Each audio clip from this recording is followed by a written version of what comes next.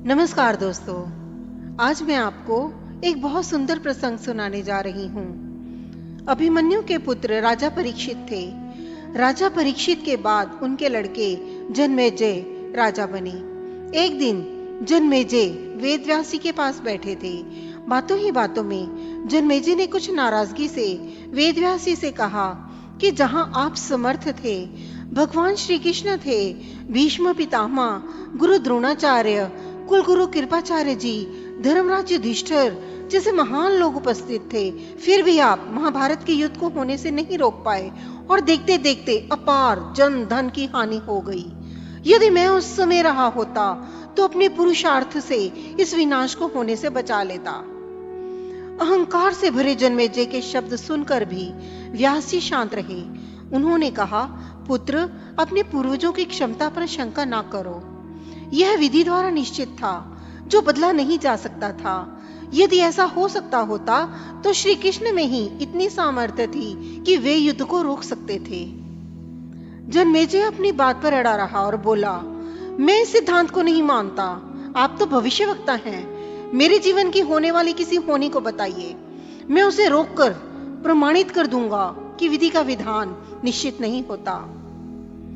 व्यासी ने कहा, पुत्र, यदि तू यही चाहता है तो सुन। कुछ वर्ष बाद तू काले घोड़े पर बैठकर शिकार करने जाएगा। दक्षिण दिशा में समुद्र तट पर पहुंचेगा। वहां तुम्हें एक सुंदर स्त्री मिलेगी, जिसे तू अपने महलों में ले आएगा और उससे विवाह करेगा। मैं तुमको मना करूंगा कि ये सब मत करना, लेकिन फिर भी तुम यह सब करोगे।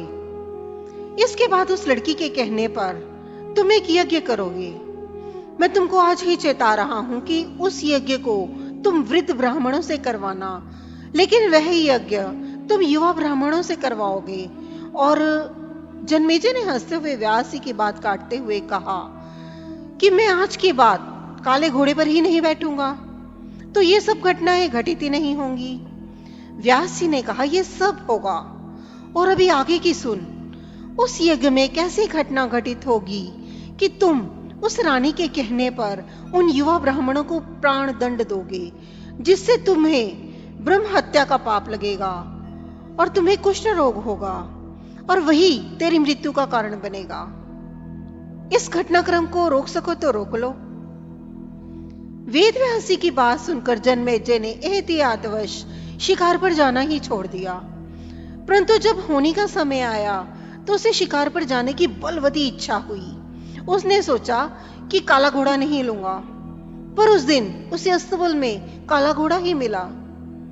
तब उसने सोचा कि मैं दक्षिण दिशा में ही नहीं जाऊंगा, परंतु घोड़ा अनियंत्रित होकर दक्षिण दिशा की ओर गया और समुद्र तट पर पहुंचा। वहां पर उसने एक सुंदर स्त्री को देखा और उस पर मोहित हुआ। जन्मेजय ने सोचा कि इसे लेकर महल में तो जाऊंगा, लेकिन शादी नहीं करूंगा। परंतु उसे महलों में लाने के बाद उसके प्यार में पड़कर उससे विवाह भी कर लिया। फिर रानी के कहने से जन्मेजय द्वारा यज्ञ भी किया गया। उस यज्ञ में युवा ब्राह्मण ही रखे गए। किसी बात पर युवा ब्राह्मण रानी पर हंसने लगे। रानी क्रोधित हो गई और रानी के कहने पर राजा जन्मेजय ने उन्हें प्राण दंड की सजा दे दी। फलस्वरूप उसे कोढ़ हो गया। अब जन्मेजय घबरा गया और तुरंत व्यासी के पास पहुंचा और उनसे जीवन बचाने के लिए प्रार्थना करने लगा।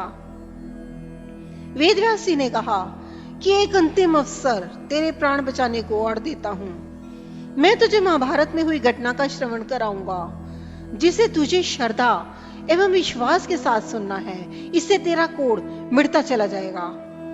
परंतु यदि किसी भी प्रसंग पर तूने अविश्वास किया तो मैं महाभारत का प्रसंग रोक दूंगा और फिर मैं भी तेरा जीवन नहीं बचा पाऊंगा। याद रखना, अब तेरे पास यह अंतिम अवसर है।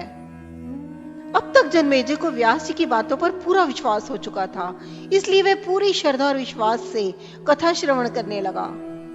व्यास जी ने कथा आरंभ करी और जब भीम के बल के वे प्रसंग सुनाए, जिसमें भीम ने हाथियों को सूंडों से पकड़कर उन्हें अंतरिक्ष में उछाला, वे हाथी आज भी अंतरिक्ष में घूम रहे हैं। तब जन्मेजय अपने आप को रोक नहीं पाया और बोल उठा कि ये कैसे संभव हो सकता है, मैं नहीं मानता। व्यास जी ने महाभारत का प्रसंग रोक दिया। और कहा कि पुत्र, मैंने तुझे कितना समझाया कि अविश्वास मत करना, परंतु तुम अपने स्वभाव को नियंत्रित नहीं कर पाए, क्योंकि यह होनी द्वारा निश्चित था। फिर व्यास जी ने अपने मंत्र शक्ति से आह्वान किया और वे हाथी पृथ्वी की आकर्षण शक्ति में आकर नीचे गिरने लगे। तब व्यास जी ने कहा, यह मेरी बात का प्रमाण है। दोस्तों, सनातन धर्म सर्वश्रेष्ठ है। जय श्री कृष्ण। अगर आपको आज का ये प्रसंग पसंद आया हो तो इसे लाइक कीजिए, शेयर कीजिए और चैनल को सब्सक्राइब जरूर करें। नमस्कार।